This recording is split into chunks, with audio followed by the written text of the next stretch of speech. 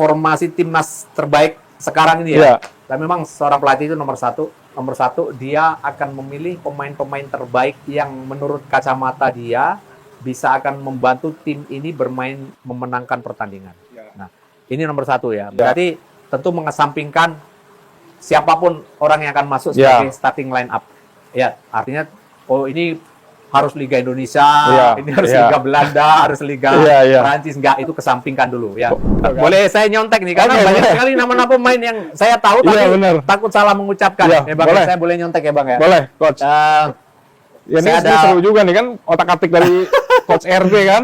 Ya, kalau di kiper kan sekarang ada kita punya kiper dua yang baru, yaitu Paes dengan Emil. Ya, Oke. Ini rame nih Coach soalnya. Jadi kalau 4 di belakang itu mungkinan ya. Kalau di kiri nggak tergantikan deh. Ferdo. Saya jujur, saya selama melihat semua pemain, saya jatuh cinta sama dia. Karena dia bukan hanya punya kemampuan skill yang bagus, tapi etos kerja dia luar biasa. Fisiknya. Dia punya mentalitas yang luar biasa. Dia pekerja banget. Kalau poin realistis ya, itu sih 7 ya. 7. Di breakdown-nya gimana tuh kalau 7? 7-nya itu lawan Australia? Lawan Australia seri. Itu udah bagus banget. Seri, oke. Udah bagus tuh ya. Siap. Terus yang 6-nya di kandang 2, China sama Bahrain. Sapu bersih? Iya. Karena kalau ngelihat kemarin kita main di Bahrain, bisa menang itu. Kita harusnya menang. Kan? Harusnya menang. Tahu sendiri lah kita ya. Itu. Sabar sedikit aja waktu itu. Kita nggak terpengaruh dengan provokasi lawan. Kita fokus aja, nggak terpengaruh provokasi lawan dan provokasi mungkin dianggap referee. Hilangkan itu. Fokus ke permainan set. Jadi kita juga harus bisa menerima kondisi-kondisi tertentu dan menyesuaikan dengan kondisi-kondisi tertentu. Karena itulah tugas pelatih. Jadi pelatih kadang-kadang dituntut jangan lu enaknya aja. Gitu. Lu juga harus bisa merasakan sesuatu yang kita dalam situasi yang nggak mudah. Tapi lu dituntut untuk bisa berprestasi. Jadi di situ juga kita harus sadar itu. Dan kalau kemudian dianggap kita tidak berprestasi, kita juga harus bisa malu dan kita harus legowo bahwa risiko seorang pelatih adalah dia bisa bertahan atau dia bisa dikeluarkan. Soal pelatih kan Coach RD kan bukan hanya di Liga ya. Saya ingat SEA Games 2011, 2013 ya. Itu udah tinggal selangkah lagi, ya kan?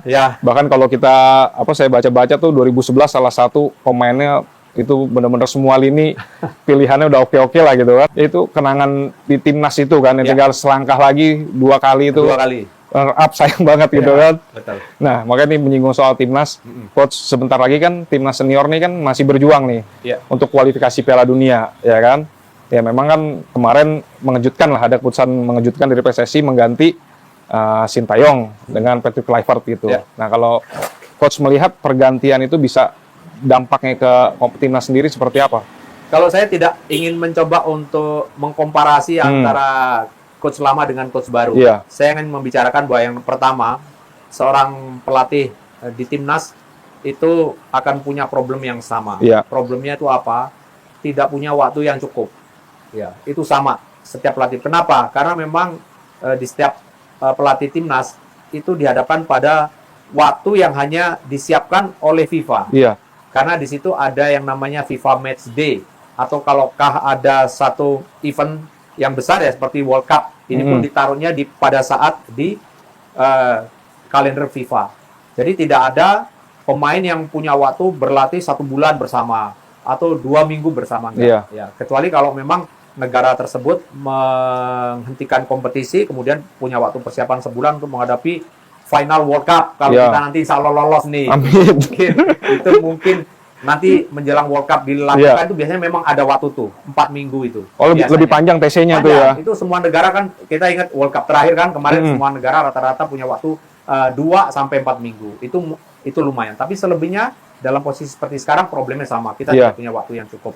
Nah, kemarin ketika pelatih yang lama STY dia sudah bentuk kerangka timnya, membangun filosofi permainan yang terus secara kontinu dia lakukan. Kemudian strategi bermainnya selalu itu yang dimainkan. Apa strateginya? Oh, kemarin dia bermain dengan dominan, main dengan 3-5-2 atau 3-4-3. Nah, transformasi ketika bertahan menjadi 5-3-2 atau transformasi dari 3-4-3 menjadi 5-4-1 ketika bertahan. Kemudian strategi bermainnya apa? Dominan dengan counter attacking. Itu kita bicara yang lama. Nah, hasilnya bagaimana? Hasilnya kemarin cukup efektif. Kita mampu dengan cara bermain seperti itu mengalahkan Arab Saudi. Kita menahan Bahrain, menahan Arab Saudi di kandang mereka. Australia kita seri juga. Australia seri. Kita hanya kalah dengan China. Nah, kalah dengan Jepang. Tapi memang kalau kita bicara Jepang, lah, nanti sedikit kita geser sedikit. Nah, tapi kita balik lagi ke situasi yang saat mungkin ini. Saat sekarang. Nah, sekarang ketika STY kemarin kerja dengan filosofi yang sudah dia lakukan selama berkali-kali terhadap tim yang dia buat, baik dengan timnas sebelum ini maupun dengan timnas yang ketika banyak sekali pemain-pemain naturalisasi yang bergabung, dan kemudian sekarang datang Patrick Kluivert, dengan mungkin saya tidak tahu apakah masih mempertahankan filosofi yang mungkin sama atau berbeda, karena sekali lagi setiap pelatih biasanya akan punya pendekatan yang berbeda, walaupun gayanya beda-beda gitu. Walaupun filosofinya sama, misalkan filosofi itu ada 3 Ada namanya filosofi bermain asosiatif, itu possession. Ada progressive possession. Yang kedua, yang ketiga direct play. Jadi sebetulnya kalau dikecilkan, jadi yang namanya filosofi itu cuma ada 3 dalam sepak bola. Lalu yang banyak itu apa? Strateginya. Nah, taktikalnya itu banyak. Formasi itu bagian strategi itu ya. Formasi itu part of strategi. Jadi strateginya bermain seperti apa? Apakah dia akan dominan nantinya menyerang? Apakah dominan menunggu lawan di sepertiga tengah, kemudian rebut bola, kemudian menyerang dengan cepat? Apakah dia high press, main di daerah lawan dengan terus memberi tekanan? Kita tidak tahu. Karena itu menjadi domain head coach nanti. Tapi perlu saya mungkin sedikit ilustrasikan. Kalau biasanya, saya pernah 2 kali menjadi asisten pelatih dari orang asal negeri Belanda. Yang pertama Henk Willem. Saya pernah jadi asistennya di Persikota. Kemudian yang kedua, saya pernah menjadi asistennya Wim Rijsbergen. Belanda juga. Nah, dua-duanya mengandung satu filosofi yang waktu itu sama. Selama mungkin mencoba menguasai bola. Dan dua-duanya mencoba untuk melakukan tekanan terhadap lawan, pressing terhadap lawan. Tapi berbeda. Kalau Henk Willem maunya di depan, tapi kalau Rijsbergen itu maunya waktu itu di lini tengah. Jadi, tapi dua-duanya sama. Dia tidak mau, dia nggak attack, bertahan nggak. Deep defending dia nggak mau waktu itu. Nah, walaupun kadang seorang pelatih juga tidak bisa menentukan apakah nanti taktikalnya jalan atau tidak. Karena bisa jadi, misalkan saya pelatih atau Kluivert pelatih, saya mau kalian hari ini bermain dengan total pressing, dengan memainkan di opponent half, di setengah daerah pertahanan lawan. Tapi pada faktanya, lawan yang akan dihadapi misalkan Australia bisa keluar dari pressing yang kita lakukan. Bahkan dia akhirnya dominan melakukan banyak menyerang dibandingkan kita. Sehingga yang tertekan justru kita. Jadi selalu saya bilang, ada 2 pendekatan. Pertama, tactical by design, atau tactical karena situasi. Nah, kalau tactical karena situasi, inilah yang kadang-kadang ini seperti hal yang di luar prediksi kita, tapi ini harus disiapkan juga. Bisa berubah karena situasional berarti kan? Situasional, karena tadi kita rencananya mau menyerang di daerah lawan, tapi justru sekarang lawan yang menekan di kita karena kualitas lawan bisa keluar dari tekanan kita lebih baik. Kemudian kualitas lawan ketika melakukan kontra strategi, ternyata strategi lawan juga ingin melakukan pressing di daerah kita, ternyata kita yang kalah. Jadi 2 situasi ini yang bisa terjadi, Bang. Ada yang by design, ada yang karena situasional. Nah, ini tentu juga tidak mudah bagi seorang pelatih. Tapi dengan kalau melihat karakter gimana? Karakter yang mungkin. Ini kan Belanda juga nih. Apalagi Belanda. Kan asistennya semua kan satu paket Belanda nih kan. Banyak pemainnya yang kali ini juga Belanda. Nah, kalau Coach RD menganalisa akan seperti apa perbedaannya nanti? Mungkin nomor 1 mereka ingin lebih menikmati permainan sepak bola dengan banyak bermain possession. 1. Bermain possession. Bola. Yang kedua, mungkin mereka akan mendesain satu taktik yang tidak hanya menunggu di belakang on half, setengah lapangan itu, tapi bisa di middle third atau sepertiga tengah, atau mungkin sekali waktu lakukan tekanan di atas. Jadi ini kemungkinan ya. Tapi kalau dilihat sekali lagi dari beberapa situasi yang pernah saya lihat. Iya. Ya, tapi saya sekarang bukan mencoba untuk menggurui atau apa tidak. Saya hanya menganalisa kemungkinan-kemungkinan. Jadi ya kita tunggu seperti apa strateginya, karena toh uji coba juga belum pernah, latihan bersama juga belum pernah. Nah ini kan artinya kan salah satu yang mudah-mudahan sih dengan waktu yang singkat dipertemukan bisa klop lah gitu kan, mudah-mudahan. Ya. Apalagi ini kan jauh-jauh nih pemainnya kan. Iya. Itu mungkin salah satu alasan ya kenapa kemudian kita mengambil pelatih dari Belanda. Mungkin ya, karena dominan banyak sekali nih pelatih-pelatih yang alumni dari sana ya. Sehingga mungkin dari sisi chemistry, komunikasi, dari pemahaman tentang taktik atau keinginan yang dilakukan. Itu karena kalau di Belanda itu hampir ketika mulai dari youth sampai dengan pemain senior itu rata-rata banyak sekali yang main dengan 4-3-3. Ya. Pakemnya gitu. Ya, pakemnya mereka main dengan 4-3-3. Ya, bahkan ketika main di usia muda pun ya mereka banyak sekali membuat formasi bermain dengan 4-3-3. Nah, kalau Coach RD melihat secara formasi, kalau tadi kan STY kan lebih ke 3-4-3 gitu ya, ya kan, dan dia lebih mengandalkan counter attack. Nah, kalau Kluivert ini kelihatannya akan formasi 4-3-3 atau seperti apa? Ya, saya pikir kalau 4 ya. Oh, belakang itu 4? Belakang 4 ya. Oke. Kalau STY kan kemarin 3, tapi pada saat defense menjadi 5. Ya, yang kanan kirinya turun itu ya. Kan, ya transformasi posisi ketika bertahan menjadi 5. Iya. Nah, kalau di sini saya pikir dia akan tetap memakai dengan 4 back. Ya, kemudian apakah nanti 3-nya seperti apa? Apakah 3-nya pakai 1 holding midfielder atau 2? Iya. Ya, kalau 2, maka dia akan pakai pemain nomor 10. Iya. Pemain nomor 10. Nah, kemarin dalam beberapa situasi menarik tuh Marcelino main di posisi itu ya. Kemudian 3-nya di depan, mungkin nanti bisa kita bicarakan. Tapi kemungkinan dia akan main 4-2-3-1 atau 4-3-3. Iya. Saya rasa itu. Nah, ini kan dalam meracik timnas ini kan yang agak sedikit berat, PSSI menyiapkan paketnya komplit nih, Coach. Ya kan? Patrick Kluivert, dibantu Denny Lanzat, ya kan? Ada Alex Pastoor, Gerard Vandenberg. Nah, yang terbaru ada Jordi Cruijff ya, anak legenda Belanda Johan Cruijff. Nah, ini dalam situasi meracik timnas seperti ini dengan banyaknya ya orang yang memikirkannya lah gitu kan. Itu menurut Coach seefektif apa gitu? Ya, tetap kan di setiap staf kepelatihan itu masing-masing punya desk job yang berbeda ya. Walaupun semuanya dari satu head coach ya. Tapi kemudian head coach akan memberikan tugas kepada setiap pelatihnya untuk apa yang akan dia buat. Asistennya itu ya. Semua asistennya tentu akan dimaksimalkan untuk bekerja sesuai dengan apa yang dia inginkan. Ya. Saya pikir ini bukan hal baru lah ya untuk seorang Patrick Kluivert atau mungkin Pastoor atau Vandenberg melaksanakan tugas-tugas seperti ini dengan klub-klub mereka sebelumnya. Ini sesuatu yang sudah biasa lah mereka lakukan. Tapi kuncinya pasti ya tetap muaranya dari Patrick Kluivert. Arahannya itu dari Patrick Kluivert nih ya. Soal apakah nanti Pastoor yang akan ditugaskan lebih dominan untuk memimpin latihan di part apa ya. Kemudian Denny Lanzat, Denny di bagian apa, kemudian Vandenberg pada saat seperti apa ya. Semuanya akan sangat bergantung sama keputusan Patrick Kluivert. Tapi apapun yang terjadi tidak pernah Pastoor yang akan bertanggung jawab, tidak akan pernah Denny Lanzat yang bertanggung jawab, tidak akan pernah Vandenberg yang bertanggung jawab adalah Patrick. Karena dia head coach-nya gitu ya. Ya makanya ini kan artinya kan harapannya kan chemistry-nya kan udah ada gitu kan. Tinggal si pelatih ini kan menempatkan asistennya sesuai dengan kebutuhan di timnya kan. Ya, betul. Semoga lebih efektif gitu kan. Nah, ini kan ngomong-ngomong soal pemain nih Coach. Ini kita ada 3 nih. Yang terbaru kemarin Erick Thohir di DPR. DPR menyetujui 3 naturalisasi.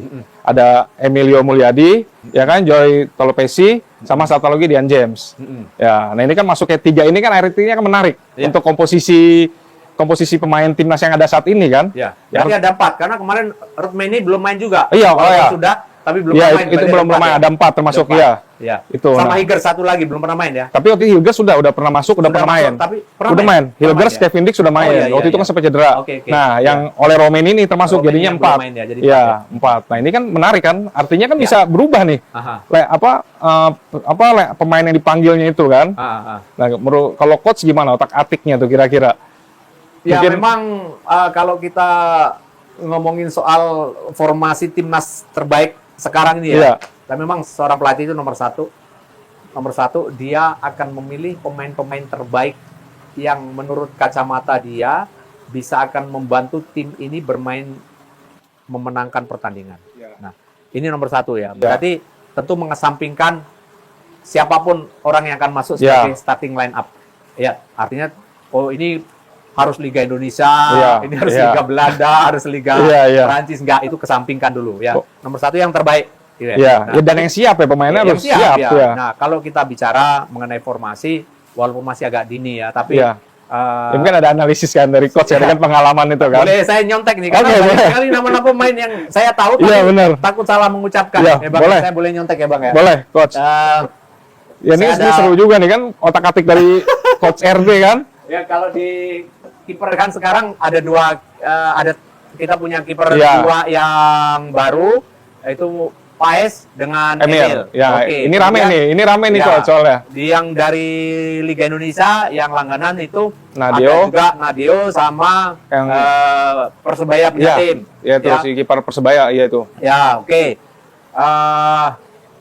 Di kiper. Nah, siapa yang akan ditempatkan? Yang menurut saya silakan nanti Clifford yang memilih siapa kira-kira, tapi kalau di komparasi saya rasa antara dua kiper baru yang kita punya ini mungkin dalam latihan yang jangka pendek Paes menunjukkan performanya, penampilan yang nggak jelek.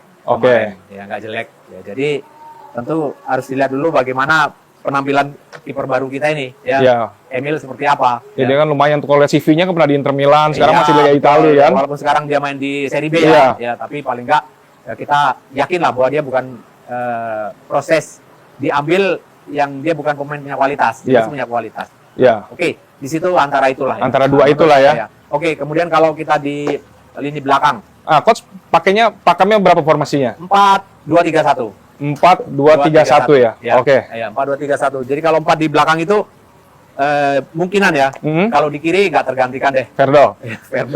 Saya jujur, saya selama melihat semua pemain, saya jatuh cinta sama dia karena dia bukan hanya punya kemampuan skill yang bagus, tapi etos kerja dia luar biasa. Fisiknya. Dia punya mentalitas yang luar biasa. Dia pekerja banget. Fight banget ya coach. Fight banget. Umpannya juga kadang-kadang top dari bawah itu ya. Benar dia bisa jadi pasukan khususnya timnas ya, karena dia memang kerja keras ya. Jadi di sini ada Karin Verdong ya. Kemudian di sebelah kanannya. Kanan dulu. Bek kiri, bek kanan dulu ya. Karena ada mungkin bisa Kevin Dix. Kevin Dix ya malah ya. Kevin Dix di situ. Nah, terus kemudian di dua center back ini juga masih pengen saya melihat Miss Hilger seperti apa. Dan kemudian juga ada Jay Ijes. Karena persaingan di posisi ini luar biasa. Luar biasa. Karena ada Jordi Amat. Hapner. Ada Hapner. Rido. Rizky Rido nggak kalah kualitas. Betul. Kemudian ada lagi anak hilang yang mungkin bisa ditarik balik lagi. Siapa itu? Bang? Yang tinggi Bang? Yang mana nih coach? Anak hilang. Kemarin ST sempat hilang. Dia Elkan Bagot. Elkan Bagot. Bisa. Ya makin ramai kalau masuk artinya kan makin ramai. Makin banyak di posisi itu. Kalau J nggak tergantikan. Kalau misalkan ada J di situ. Bang J. Kemudian ada Jordi ya. Kemudian ada Rido. Nah sekarang problemnya adalah Rizky Rido secara kualitas individu dia sebetulnya ada di situ levelnya sudah. Tapi dia selama dengan Persija dia banyak sekali main dengan 3 center back. Main dengan 3 center back. Nah dia biasanya main di sebelah kiri karena di tengahnya dia Kudela, di sebelah kanan bisa Ferrari atau bisa pemain yang lain. Dia bisa sebelah kiri. Tapi kalau dia akan dipasangkan dia bisa main lah dengan Ijes di situ atau dengan siapapun. Karena jujur Rido juga nggak kalah kualitas. Tinggal sekarang pelatih menentukan lawan mana. Mungkin kalau tidak lawan Australia, mungkin cari mana yang punya kecepatan lebih bagus nih pemain-pemain depannya. Mungkin bisa taruh Rizky Rido. Kalau mungkin nggak terlalu cepat nih pemain depannya, mungkin bisa. Dia melihat kebutuhan juga lawannya siapa gitu ya. Kita tadi udah bicara 4 di belakang ya. Nah sekarang 2. Sekarang tinggal 2 di tengah. 2 di DM ya. 2 DM. 2 DM sih. Saya sih kemarin otak-atik sedikit gambaran pemain muda dan satu senior lah ya. Satu yang experience ada Tom Haye. Tom Haye. Kemudian yang satunya kemarin Ivar Jenner. Ivar itu kan lebih muda. Iya. Dia mainnya lebih ngotot lah ya. Lebih bener-bener. Tapi kita juga punya pemain lokal sebetulnya. Kambuaya. Ada Ricky Kambuaya yang kemarin juga selama di Dewa main dengan Jaja di posisi nomor 8. Iya. Lalu kemudian ada menurut saya yang udah lama nggak dilirik nih, pemain Semarang Bang, Dewangga. Menurut saya juga punya potensi untuk masuk ya. Untuk masuk di situ. Bahkan main menurut saya layak ya. Layak. Tinggal sekarang sekali lagi bangun mentalitas yang bagus untuk dia ada di bersama pemain yang lain, untuk ada di satu tim bisa blend dengan baik, dan saya rasa dan Dewangga tuh cuma STI bisa 3 posisi loh, coach. Kayak kan bisa di bek kiri, bisa jadi DM, kadang bisa di center waktu itu ditaruh kan. Dan kemarin Kambuaya jujur dikasih kesempatan, tapi menurut saya kesempatannya terlalu sedikit. Ya, sepakat. Dia selalu main di menit akhir. Kadang Bang pemain yang main di menit akhir 10 menit itu kadang-kadang dia nggak masuk di dalam satu ritme yang sudah begitu tinggi. Dia telat. Jadi benar-benar kadang-kadang kalau 10 menit itu banyak yang sangat kurang. Belum panas ya. Kemampuan dia itu belum panas Bang. Jadi saya nggak bisa mengatakan itu kemarin dicoba main jelek. Oh, nggak bisa gitu. Kalau mau coba minimal dari babak pertama. Setengah babak lah minimal. Babak pertama lah kita coba dulu main. Lihat dulu ya. Babak pertama. Jadi kalau dia ada kesalahan bisa kita ganti. Ya kalau 10 menit nggak fair. Kalau 10 menit nggak fair ya menilai itu ya. Daripada resiko dia main kedua kan. Lebih baik main pertama, kalau ada salah kita ganti. Jadi daripada bimbang kan. Nah, menurut saya patut untuk dicoba Kambuaya atau Dewangga dari menit pertama. Jadi di Dewa inti terus berapa kali nyetak gol, umpannya luar biasa. Dia pintar main. Sama Egy sama Jaja ya. Betul. Ya kan? Kemudian siapa pemain nomor 10? Nah, naik satu. Nomor 10-nya siapa? Kemarin Marcelino udah membuktikan 2 gol lawan Arab Saudi. Nggak cuma 2 gol, tapi cara dia main mencerminkan benar-benar pemain yang sangat sulit dijaga. Sangat sulit dijaga karena dia punya mobility yang sangat bagus. Pegang bolanya juga tenang gitu ya, coach. Tenang, dia berani berkombinasi dengan striker kita. Tapi walaupun problem besar tim kita kemarin adalah striker. Kalau di situ ada Marcelino atau siapapun yang ada di situ, apakah bisa si ini ditarik sedikit Bang, yang kita punya striker kemarin Rafael Struik, dia bisa main nomor 10 saya rasa. Oh, jadi nomor 10 Rafael, nggak terlalu ngelebar lagi kayak RST ya? Karena dia juga cukup smart, dia cukup pintar, walaupun mobility-nya tidak sebagus Marcelino, tapi dia bisa. Nah, kemudian siapa nih kanan kirinya? Kanan kirinya bisa Struik, kemudian bisa taruh juga di posisi itu ada Yakob Sayuri. Sebagai pilihan. Atau sekarang yang lagi saya lihat permainannya terus meningkat, Egy Maulana Fikri. Ini anak yang harus dimaksimalkan kemampuannya. Produktif di liga. Tidak hanya produktif, tapi dia smart. Dia banyak memberikan assist. Dia banyak membuat satu pergerakan yang menarik lawan, tapi semua pergerakan yang dia buat itu bukan karena asal dia bergerak, tapi dia create space untuk pemain yang lain. Menciptakan peluang untuk yang lain membuat ruang untuk pemain yang lain. Jadi dia pemain yang menurut saya layak juga ya. Layak untuk jadi starting line up. Saya yakin dia bisa.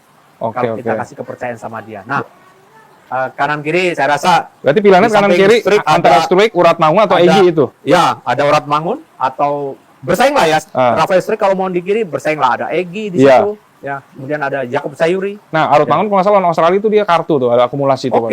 Bisa ada Yakob atau Egy bisa dimainkan. Berarti itu ya antara Yakob atau Egy ya. Nah, sekarang striker. Nah, striker nih, ini menarik. Kita yang kemarin STI itu memang kita strikernya ya, bomber. Striker yang saya tanpa mengecilkan peran Sananta atau kemudian Dimas Derajat atau tidak, ya mereka punya kualitas masing-masing, tapi dengan cara bermain yang kemarin dibuat, ya kita butuh striker yang tidak hanya bisa create space kemudian menerima bola di zona atau menerima bola daerah untuk dia berlari, tapi kita butuh striker yang dia bisa hold bola, dia bisa menjadi pemantul buat second line kita, dia bisa hold bola untuk menunggu sekian menit untuk pemain mensupport pergerakan menyerang, ya, untuk kemudian bermain kombinasi. Nah, tentu kita semua kemarin berharap mudah-mudahan Oli Romeni bisa ada di peran memainkan peran yang tadi coach sebut itu ya. Nah kan ini udah dinaturalisasi bisa main nanti kan? Ya, kita tinggal tunggu. Ya, mudah-mudahan dia bisa. Berarti striker Ole. Ya. Kalau coach RD. Ya, kalau dari saya sementara Ole Romeni. Ya. Kalau kita mau lebih komplit di posisi itu ya. Karena kemarin jujur Sananta kan punya kelebihan dia bola daerah sama ya dengan headingnya juga oke ya, heading ya. Ya, nggak ada masalah dengan heading. Itu cuma problemnya ketika kita butuh kombinasi play atau kita butuh untuk delay ball itu ya. Mendelay bola dengan kita hot the ball, kemudian menunggu support dari second line datang. Nah, itu yang kita kemarin nggak punya. Nah, sekarang pelapisnya berarti kalau dari coach RD, pelapisnya Ole depan, Sananta, Dimas Derajat, Hoki Caraka, Malik Rizaldi. Struik bisa. Struik ya. Kalau yang tadi nama tadi masuk tetap. Ya, saya rasa dari lokal pelatih kita, lokal players kita ada yang tadi disebutkan Abang, semuanya punya kans yang sama ya. Kans yang sama. Ya. Ini kan strikernya, sekarang pelatihnya ini kan bekas striker yang dikenal tajam. Zaman di Ajax, zaman di AC Milan, di Barcelona, torehan golnya kan banyak lah di timnas. Yang mudah-mudahan kan juga bisa menurunkan ilmunya kepada juru gedor timnas kita nih ya kan.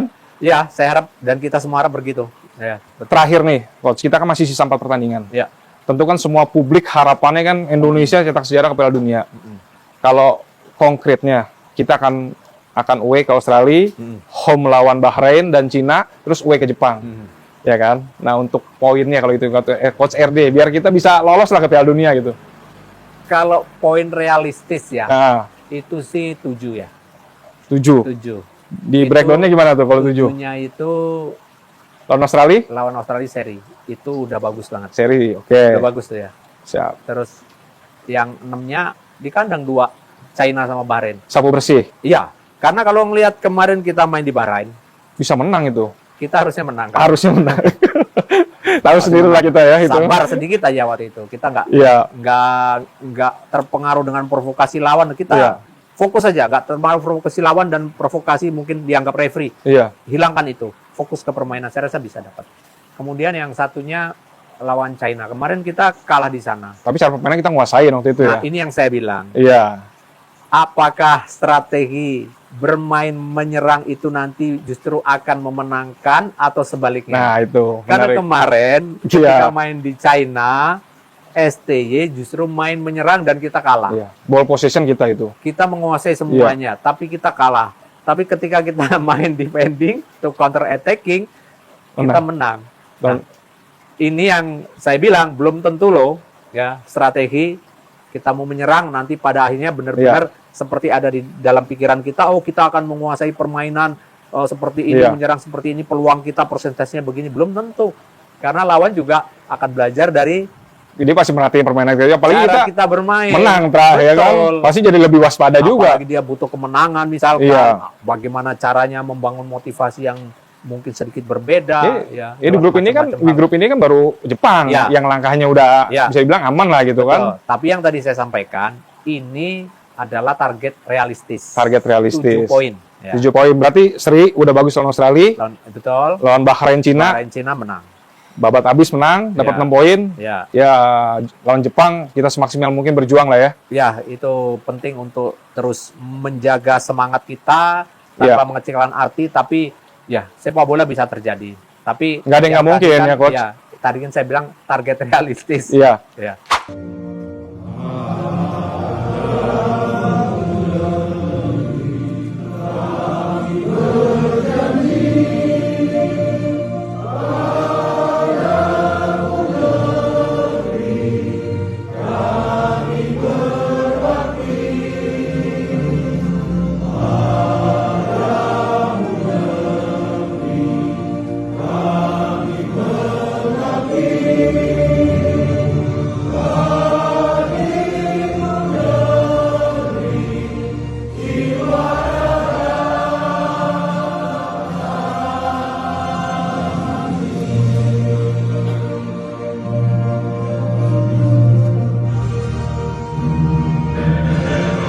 Tiga pemain keturunan baru sudah resmi mengambil sumpah di KBRI Roma, Italia. Ketiganya saat ini sudah resmi menjadi warga negara Indonesia. Emil Audero Mulyadi, Joey Pelupesi dan Dean James sudah tersedia saat melawan Australia pada tanggal 20 di Sydney. Seperti yang sudah diketahui, Patrick Kluivert sebelumnya sudah memanggil 27 pemain. Artinya dalam waktu dekat, Patrick Kluivert akan kembali mencoret sejumlah pemain yang dipersiapkan untuk berangkat ke Australia. Dalam rilis daftar pemain mendatang, ada 5 pemain keturunan yang sebelumnya belum pernah diturunkan secara bersamaan. Kelima pemain tersebut berpotensi besar membawa perubahan signifikan bagi skuad timnas Indonesia. Berikut daftar 5 pemain keturunan baru yang belum pernah diturunkan secara serentak, yang berpotensi akan membawa perubahan permainan timnas Indonesia lebih menyerang. 2,5 geleden hebben we met z'n drieën bij elkaar gezeten. Sebelum kita bahas, mohon disimak hingga selesai, agar Anda dapat memahaminya secara utuh. Berikut berita selengkapnya yang sudah kami rangkum. It doesn't feel like the World Cup is getting closer. The long history of the World Cup journey until now has become the number .1 global party that is most awaited by billions of the world's population. Billions of eyes on the global boa party of the World Cup. Will there be any interesting surprises in the 2026 World Cup edition? Along with the development of Indonesian football quality. Indonesia's potential to become a surprise country in the 2026 World Cup, with a population of 280 million people, it will raise the passion for the biggest football party. A number of young talented players are in the Thousand Island country. Will Indonesia be a surprise country in the 2026 World Cup? Interesting to wait for. Think about who you play for your family, for your country, for your honor. Then we go out and we kill them today, okay? 5 pemain naturalisasi baru timnas Indonesia siap mengguncang Australia. Sebanyak 5 pemain naturalisasi baru akan memperkuat timnas Indonesia saat menghadapi Australia di Sydney Stadium, yang mana kelima pemain tersebut belum pernah turun secara bersamaan. Patrick Kluivert, yang merupakan pelatih baru timnas Indonesia, memiliki alasan kuat untuk optimis tinggi meraih poin di kandang Australia. 5 pemain keturunan yang kini resmi sudah memperkuat skuad Garuda. Jika mereka dimaksimalkan, Kluivert meyakini mereka semua mampu meningkatkan peluang yang lebih besar untuk meraih minimal 1 poin atau bahkan lebih dari Australia. Kelima pemain tersebut, 2 dari mereka baru saja mendapatkan paspor Indonesia, sementara 3 lainnya sudah tersedia setelah absen di pertemuan pertama pada September tahun 2024 lalu. Berikut daftar 5 pemain naturalisasi baru yang siap mengguncang Sydney. Yang pertama, Ole Romeni. Penyerang Oxford United tersebut diperkirakan sudah resmi menjadi warga negara Indonesia pada awal Februari tahun 2025 ini. Ole Romeni hampir sudah dipastikan sudah tersedia saat membela Merah Putih melawan Australia. Dengan catatan, asalkan ia tidak mengalami cedera, kehadirannya sangat dinantikan untuk menggantikan Ragnar Oratmangun yang absen akibat akumulasi kartu. Ole Romeni merupakan pemain yang serba bisa menempati sejumlah posisi khususnya di lini depan. Pemain lincah dengan dibekali skill tinggi tersebut bisa menjadi ujung tombak. Ia juga merupakan pemain yang agresif dan ngotot. Tentu dengan nalurinya sebagai penyerang, Ole Romeni sangat dibutuhkan untuk dapat merusak pertahanan lawan. Berikutnya pemain yang kedua, Joey Pelupesi. Mungkin dari kalian masih ada yang mempertanyakan, apa alasan kuat PSSI merekrut Joey Pelupesi yang sudah berusia matang 31 tahun? Bukankah di usia tersebut pemain sudah melewati masa terbaiknya, dan hanya tinggal menunggu masa pensiun? Sekedar untuk diketahui, beda produk binaan dalam negeri, beda pula produk binaan KNVB Belanda. Rata-rata pemain jebolan KNVB, mereka bisa bermain maksimal hingga mencapai usia 38 tahun, artinya, Joey masih sangatlah matang untuk sebuah tim nasional. Joey Pelupesi menjadi alternatif pilihan terbaik setelah Hairori Edewal tertunda menjalani proses. Joey Pelupesi merupakan rekomendasi pemain tengah keturunan terbaik saat ini, mengingat stok pemain tengah juga sangat sulit ditemukan. Joey Pelupesi merupakan pemain dengan stamina tinggi. Ia juga merupakan petarung tangguh lini tengah yang sangat ideal menemani Tom Hey untuk memperkuat lapangan tengah. Selain tangguh, umpan-umpan cepat secara akurat Pelupesi dinilai akan sangat membantu memudahkan strategi total football. Berikutnya pemain yang ketiga, yaitu Eliano Reinders. Pemain lincah milik PEC Zwolle tersebut memiliki banyak kelebihan. Selain memiliki kelincahan, Eliano Reinders juga merupakan pemain serba bisa dalam transisi pergantian posisi. Ia bisa bermain baik di sayap kiri dan sayap kanan. Keberadaan Eliano tentu akan sangat membantu kreativitas serangan timnas Indonesia yang akan berkolaborasi bersama Ole Romeni. Eliano Reinders juga dikenal pemain yang memiliki akurasi syuting jarak jauh yang keras dan akurat. Bahkan menurut Patrick Kluivert, Eliano Reinders dan Marcelino Ferdinand, keduanya merupakan pemain muda berbakat. Mereka memiliki potensi yang bagus untuk dapat menerapkan strategi total football, apalagi dalam strategi tersebut, dibutuhkan pemain yang memiliki skill serta keterampilan pergantian posisi satu sama lain. Dalam penerapan total football, setiap pemain dituntut memiliki kreativitas tinggi dalam mengalirkan bola dalam tempo cepat, dan kedua pemain tersebut memiliki potensi yang bagus untuk berkolaborasi serta melakukan pertukaran posisi di setiap waktunya. Apalagi pemain seperti Eliano dan Marcelino, keduanya memenuhi kriteria pemain yang diberi kebebasan melakukan pertukaran posisi satu sama lain. Menurut Kluivert, Eliano Reinders dan Marcelino Ferdinand, keduanya merupakan pemain muda yang lincah dan memiliki ambisi besar. Dan itu sesuatu yang sangat baik buat tim. Namun eksplorasi mereka harus tetap dalam koridor penerapan strategi yang disepakati secara bersama. Di pertemuan pertama Indonesia kontra Australia, Eliano belum tersedia, dan kini, Eliano Reinders siap unjuk gigi di posisi winger kiri dan kanan. Ia bahkan bisa berperan sebagai second striker. Mengingat Eliano Reinders pemain serba bisa, keberadaannya dalam tubuh skuad akan memberikan variasi serangan di lini depan membantu Ole Romeni. Yang keempat, yaitu Mes Hiljes, bek tengah andalan FC Twente tersebut, juga baru bisa memperkuat timnas Indonesia pada Oktober tahun 2024. Kehadirannya memberikan stabilitas di lini belakang. Ia merupakan pemain muda berpostur kekar, dengan naluri bertahan yang sangat baik. Setiap lawan yang berhadapan dengannya kerap tak mampu melewatinya dan pada akhirnya lawan merasa frustasi. Lawan yang berhadap-hadapan dengan Mes Hiljes, data statistik menunjukkan, dari 100 kali berduel, 87 diantaranya dimenangkan oleh Mes Hiljes untuk mempertahankan wilayahnya. Pemain muda dengan nilai pasar mencapai 9 juta euro. Hiljes menjadi pemain termahal dalam skuad Garuda, dan menjadi pemain termahal di Asia Tenggara hingga saat ini.